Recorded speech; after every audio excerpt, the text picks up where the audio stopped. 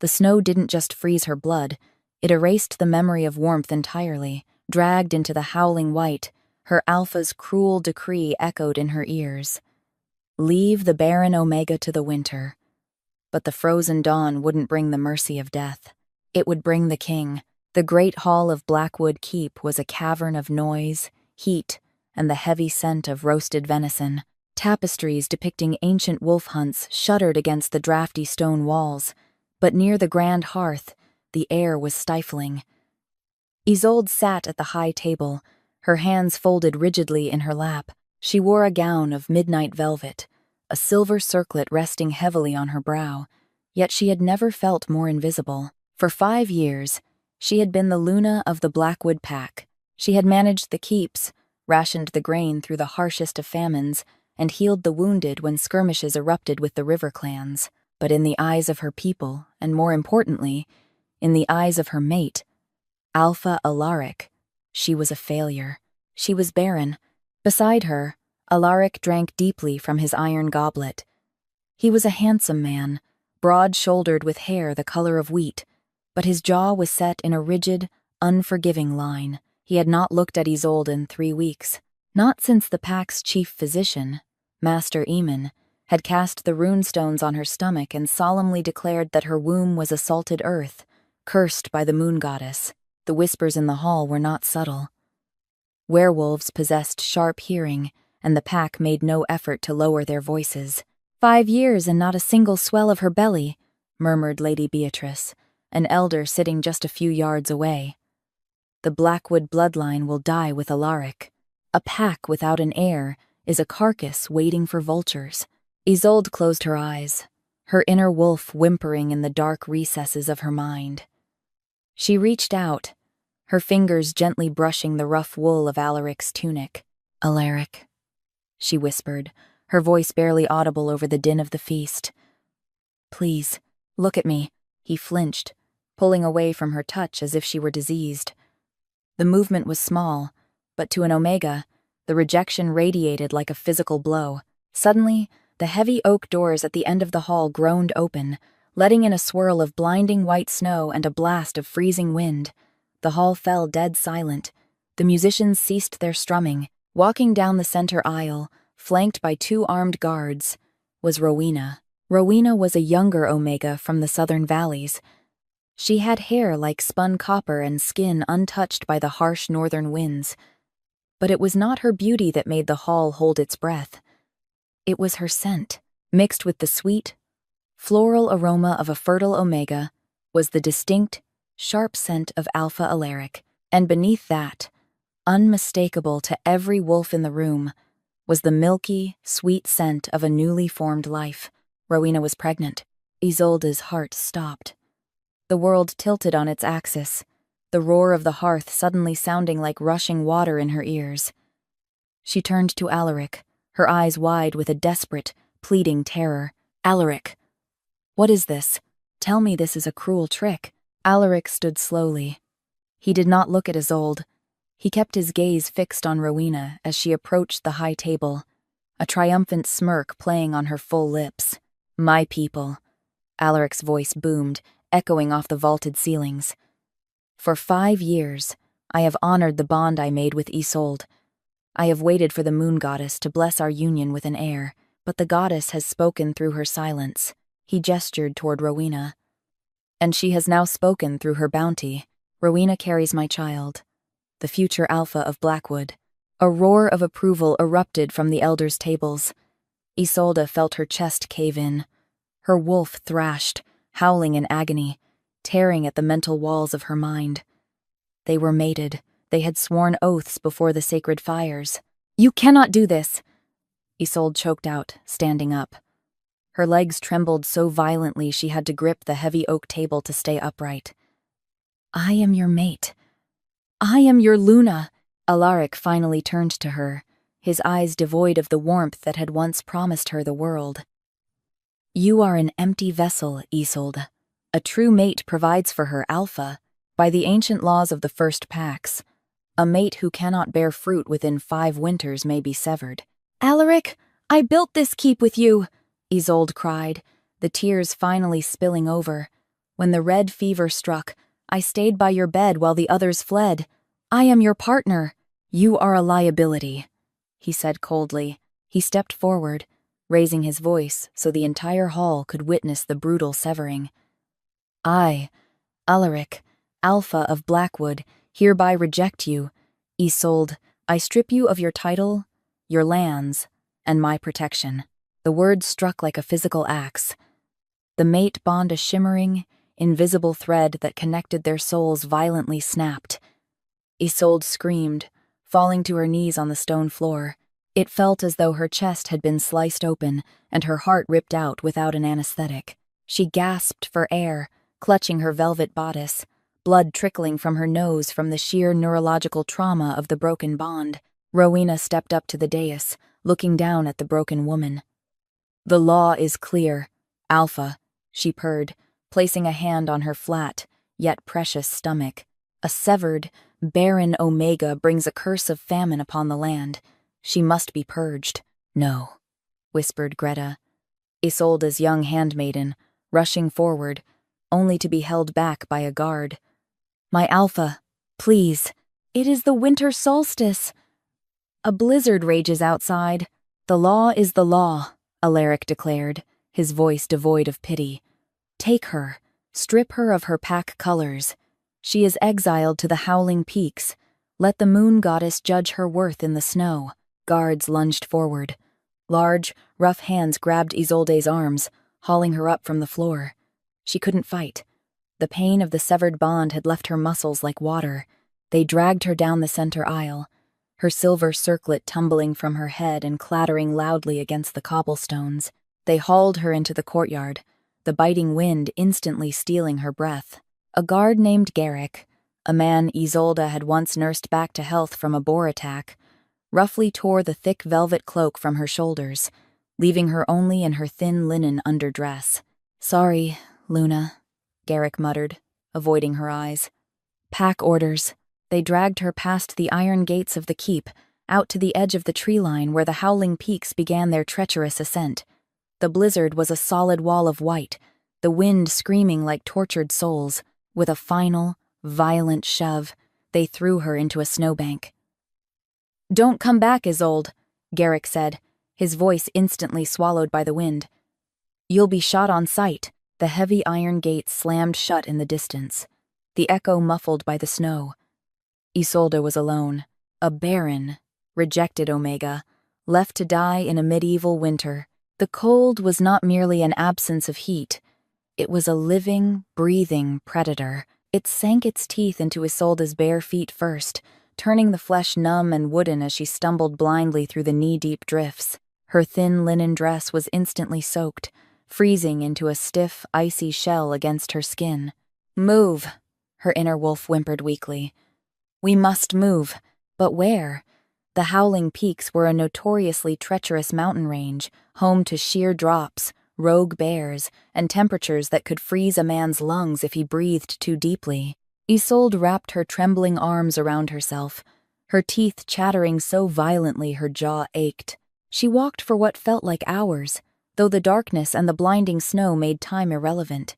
The tears freezing on her eyelashes forced her to constantly blink them away. Every step was an agony of effort. The severed bond in her chest throbbed with a dull, sickening ache, bleeding out her spiritual energy just as the cold stole her physical warmth. Eventually, the shivering stopped. Isolde knew enough about medicine to know what that meant. Her body had given up trying to generate heat. The excruciating pain in her extremities began to fade, replaced by a bizarre, lethargic heaviness. She tripped over a snow-covered root, crashing hard into a drift. She didn't have the strength to push herself back up. Her muscles refused to obey. Crawling a few feet, she wedged herself into a small hollow beneath the sweeping, snow-laden branches of an ancient pine tree. It offered a meager shield from the wind. Curling into a tight ball, she closed her eyes. Strange hallucinations began to flicker in her mind. She thought she felt the warmth of a hearth fire. She saw her mother's face, smiling at her from across a sunlit room. The pain of Alaric's betrayal began to drift away, replaced by a soft, welcoming darkness. "I am sorry," she whispered to her inner wolf. I wasn't enough. Her wolf gave one final, sorrowful sigh, and then silence. Isolde let go, slipping into the frozen abyss. Hours passed. The violent wail of the blizzard eventually broke, giving way to the eerie, crystalline silence of dawn. The sky shifted from pitch black to a bruised purple, and finally, to a brilliant, blinding, icy blue. The forest was buried, transformed into a pristine, deadly sculpture gallery. Through the heavy snowdrifts, a rhythmic, crunching sound broke the morning silence. A procession moved through the treacherous pass. These were not the men of the Blackwood pack. They rode massive, armored war horses, their breath pluming in the freezing air. The guards wore thick cloaks of black bear fur over dark steel chainmail, heavily armed and vigilant. This was the royal hunt of the Ironcrest Kingdom. At the head of the vanguard rode King Cassian.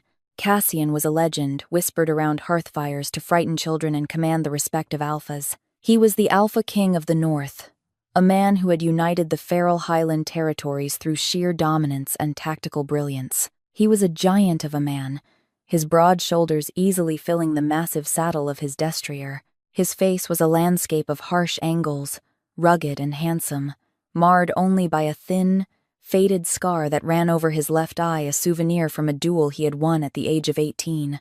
Cassian halted his horse, raising a heavily gauntleted hand. The entire procession behind him stopped instantly. His dark eyes narrowed. His wolf, usually a disciplined, quiet force within his mind, suddenly slammed against the forefront of his consciousness, pacing furiously. Mate. Cassian stiffened. He was 32 years old. He had long ago accepted that the moon goddess might never grant him a fated mate, a rarity among the royals. He had refused to take a chosen mate for political gain, unwilling to dilute his bloodline with a false bond. Mate, here. Dying. Cassian swung down from his horse, his heavy boots crunching into the snow. My king? Asked Cale, his commander of the guard, his hand resting on the hilt of his broadsword. Do you scent a rogue? Quiet! Cassian growled, the low, rumbling timbre of his alpha voice vibrating through the trees.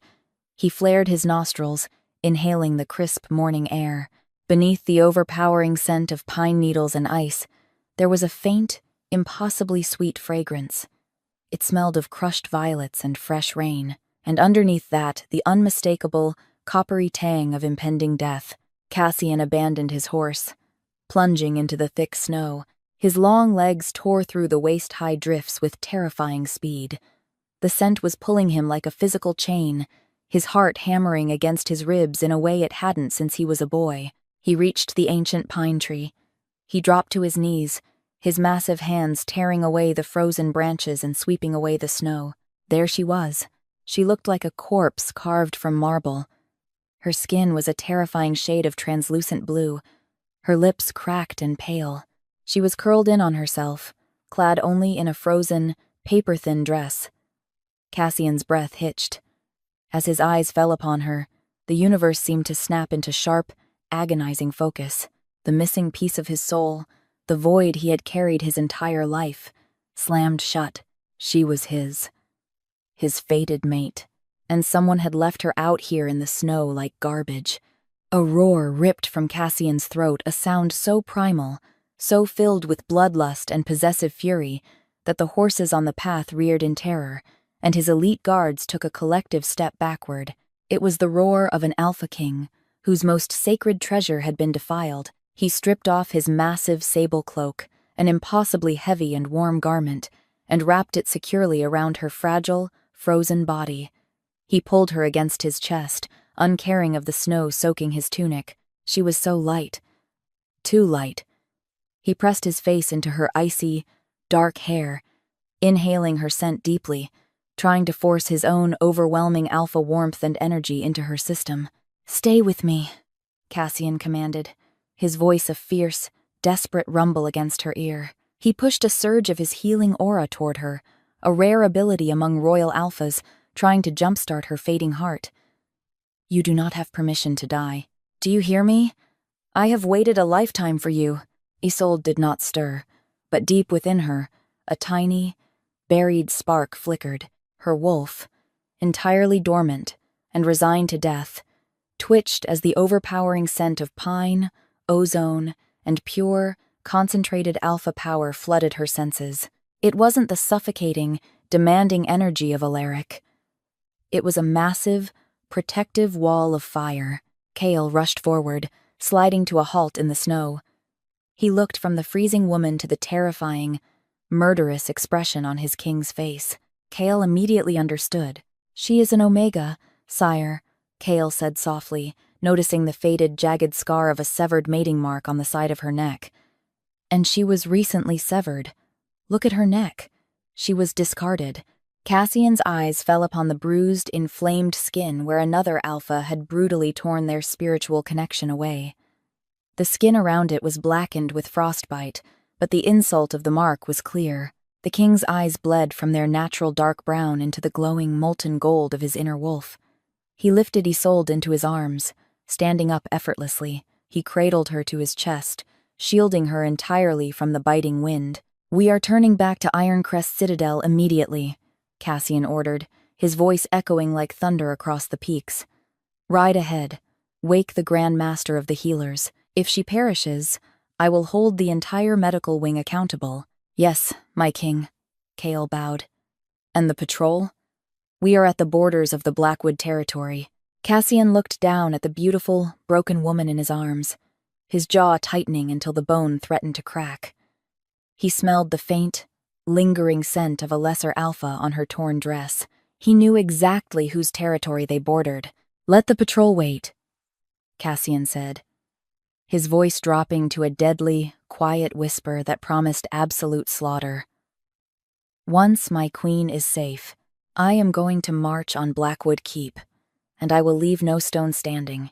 For 7 days and 7 nights, Isolde drifted in a fevered purgatory. She remembered fragmented nightmares of ice and Alaric's cold eyes, but they were continually chased away by a suffocating, glorious heat.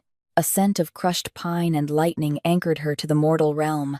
When she finally opened her eyes, the biting wind of the howling peaks was gone.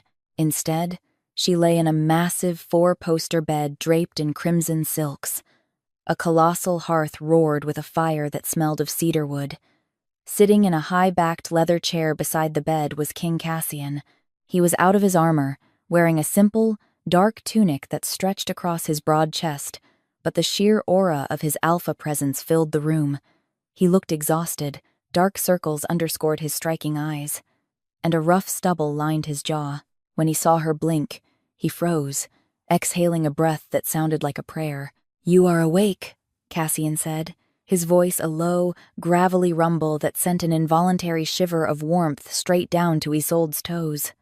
He did not rush her. He remained seated, keeping his imposing frame still so as not to frighten her. Isolde tried to push herself up, panic instantly clawing at her throat. Where am I?" "The snow. You are safe," Cassian interrupted gently, leaning forward just enough for the firelight to catch the faded scar over his eye. "You are in Ironcrest Citadel. I am King Cassian, and you, Isolde, are my fated mate." Isolde stared at him, her heart hammering against her ribs. She instinctively reached up, her fingers brushing the raw, puckered scar on her neck where Alaric had severed their bond. "No," she whispered, tears springing to her eyes. "That is impossible. I am a severed Omega. I am Barren. I am cursed." Cassian's jaw clenched, a flash of pure, murderous gold bleeding into his dark eyes before he forced it down. "You are none of those things. You were merely chained to a weak, foolish boy who did not understand the treasure he held." The heavy oak door creaked open, and a stooped, older man entered, carrying a leather satchel. He wore the gray robes of a royal physician. "Ah, the queen wakes," the physician said with a warm, grandfatherly smile. "I am Master Gideon Croft, my lady. If you permit me, I have some truths to share with you." Cassian gave a short nod, and Gideon approached the bed. He pulled a small, silver basin from his satchel, filled with clear water, and set it on the nightstand. "When King Cassian brought you to us, You were hours from death, Gideon explained, his tone serious. As we healed your frostbite, I performed the deep blood rune readings to understand the damage to your spiritual core. What I found, my lady, was extraordinary. Isolde pulled the silk sheets up to her chin, her inner wolf cowering. You found that I am empty. I found that you are a pristine, fortified sanctuary, Gideon corrected softly. Lady Isolde, you possess the bloodline of the first-era Omegas. You are not barren. Your womb, guided by the immense wisdom of your inner wolf, sealed itself off. Isolde frowned, confusion cutting through her fear. Sealed itself? Why? Because Alaric of Blackwood was genetically and spiritually incompatible, Cassian growled, the anger returning to his voice. He is a lesser alpha. His spirit is corrupt, and his bloodline is weak. Had you borne his child, it would have drained your life force and killed you.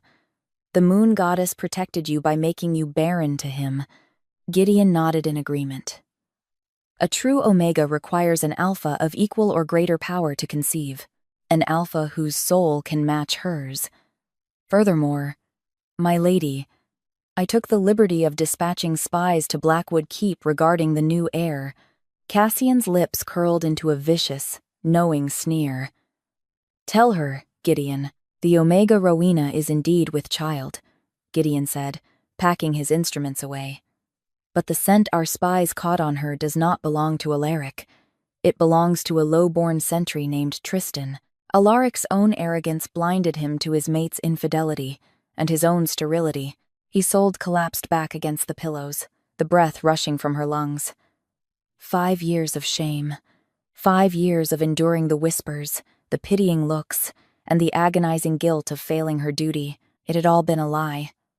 Alaric was the broken one. Cassian stood from his chair, moving to the edge of the bed. He reached out, his massive, calloused hand hovering just an inch from her cheek, asking silently for permission. Isolde, driven by an instinct she couldn't suppress, leaned into his palm. The contact was electric. A rush of pure, golden warmth flooded her chest, completely overriding the lingering ache of her severed bond. He threw you to the wolves, Cassian whispered fiercely, his thumb brushing a stray tear from her cheek. He thought the winter would claim you, but the winter belongs to me. Heal, my queen. Gather your strength. Because when the snows melt, we ride south, and I will make him watch as I take everything he holds dear. 3 months later, the spring thaw had turned the courtyard of Blackwood Keep into a miserable pit of mud. Inside the great hall, the atmosphere was a far cry from the opulent winter solstice feast. The tapestries were moth-eaten, the hearth was barely smoldering, and the tables were bare save for a few hardened loaves of bread. Alpha Alaric sat on his wooden throne, looking haggard. Without Isolde to manage the pack's ledgers, trade with the southern merchants had completely collapsed. The grain silos were empty. Rowena, sitting beside him with a heavily swollen belly, was constantly complaining about the lack of salted meats and fresh silks. We need to raise taxes on the farmers, Rowena whined, fanning herself lazily. I cannot be expected to bring the heir into a keep that smells of wet dog and despair. There is nothing left to tax, Rowena. Alaric snapped, rubbing his temples. He had thought severing Isolde would lift the curse of famine, but instead, it had invited ruin. The pack was starving, and dissent was brewing among the elders. Suddenly, a deafening horn blast shattered the gloomy silence of the hall. It was a war horn. Not a Blackwood horn, but the deep, terrifying, resonant bellow of Ironcrest brass. The heavy oak doors of the great hall were violently kicked open, tearing from their iron hinges and crashing to the stone floor. Panic erupted among the starving pack members as heavily armored soldiers of the Ironcrest vanguard marched in, their broadswords drawn, forming a lethal perimeter. Alaric shot to his feet, his heart dropping into his stomach. Standing in the ruined doorway, silhouetted by the pale spring sunlight, was King Cassian. He wore full battle armor, a magnificent cape of black wolf fur billowing behind him. He looked like a god of war descended to pass judgment. "King Cassian!" Alaric stammered, his alpha bravado instantly dissolving into terror. He rushed down the steps of the dais, bowing deeply. We did not expect the crown. What is the meaning of this intrusion? Blackwood pays its tithes. Cassian did not look at him. He stood perfectly still, his golden eyes scanning the pathetic, crumbling hall. I did not come for your tithes, Alaric. I came to reclaim stolen property. Alaric blinked, bewildered. Stolen property? My king? We have stolen nothing from the crown. You misunderstand, Cassian said, his voice dropping to a lethal, vibrating baritone. I came to retrieve the dignity you stole from my queen. Cassian stepped aside, offering his gauntleted hand to someone waiting just outside the threshold. The entire hall gasped collectively. Several elders dropped to their knees. Stepping into the great hall was Isolde. But she was not the broken, weeping woman they had dragged into the blizzard. She was radiant. She wore a gown of breathtaking emerald silk, embroidered with the silver crest of the Iron Crest King. A delicate crown of forged Valyrian steel rested upon her dark hair. Her skin glowed with vitality, her eyes sharp and fearless, and beneath the emerald silk, her belly was undeniably, beautifully rounded. She was carrying the king's child. Alaric staggered backward as if he had been struck by a warhammer. All the blood drained from his face. Isolde? How? I severed you. You were Barren. I was never Barren. Alaric, Isolde said, her voice clear and commanding, carrying effortlessly through the dead, silent hall. I was simply starved. My soul rejected your weakness. It saved itself for a true alpha, Rowena shrieked from the dais, pointing a trembling finger at Isolde. Lies. She is a witch. She has ensorcelled the king. Alpha, defend us. Cassian's eyes snapped to Rowena, and the sheer weight of his alpha aura slammed into the room. Several weaker wolves collapsed, gasping for air. Even Alaric fell to one knee, clutching his chest. Silence, whore, Cassian commanded. He gestured to two of his guards, who dragged a battered, bleeding man into the hall and threw him at Alaric's feet. It was Tristan, the sentry. Tell him, Cassian ordered the guard. Tristan coughed up blood, unable to meet his alpha's eyes. I'm sorry, Alpha. The child. Rowena's child. It's mine. We've been sleeping together for a year. Alaric let out a strangled, pathetic cry, looking from the bleeding guard to the pale, terrified face of Rowena. The ultimate betrayal. The heir he had sacrificed his true mate for was a bastard pup. You broke the sacred laws of the First Era, Cassian declared, drawing his broadsword. The scrape of steel against the scabbard rang like a death knell. You severed a true Omega without cause. You left my mate to freeze. Mercy, my king, Alaric begged, crawling forward in the mud tracked in by the soldiers. I did not know. Have mercy.